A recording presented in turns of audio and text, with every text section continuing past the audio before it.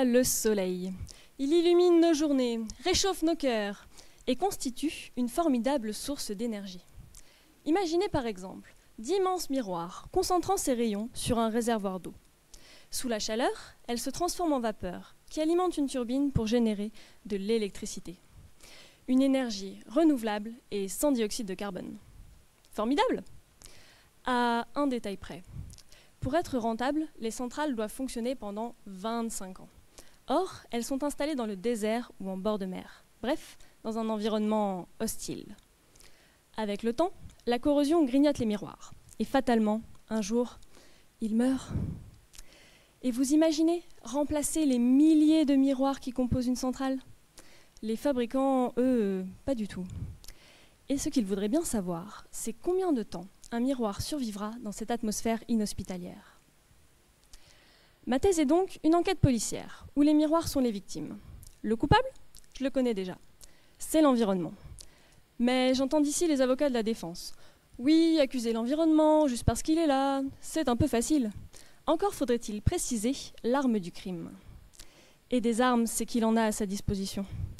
Le soleil, la pluie, la température, le sable, et j'en passe. Pour déterminer lesquelles sont ses favorites, j'ai en ma possession les cadavres de miroirs déjà décédés sur plusieurs scènes de crime. Hélas, pour incriminer une arme en particulier, il me faut connaître l'effet de chacune d'entre elles sur les miroirs. Et pour cela, je suis devenue une tueuse en série. Je réplique les dégâts subis par les miroirs au cours de leur vie à cause des conditions environnementales. Évidemment, je ne peux pas attendre 25 ans pour observer ce qui provoque leur mort dans la nature. Non seulement le délai ne conviendrait guère aux fabricants, mais d'ici là, j'espère bien avoir terminé ma thèse. Il faut par conséquent que j'accélère le vieillissement. L'environnement essaie d'être discret, alors que moi, j'utilise les mêmes armes que lui, mais de manière beaucoup moins subtile. J'essaye différents modes opératoires combinant la température, les rayons ultraviolets et l'eau à des niveaux beaucoup plus élevés.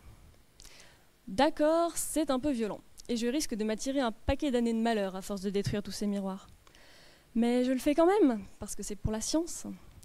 Au final, je détermine les mécanismes de dégradation des miroirs en fonction des conditions environnementales pour prédire leur durée de vie.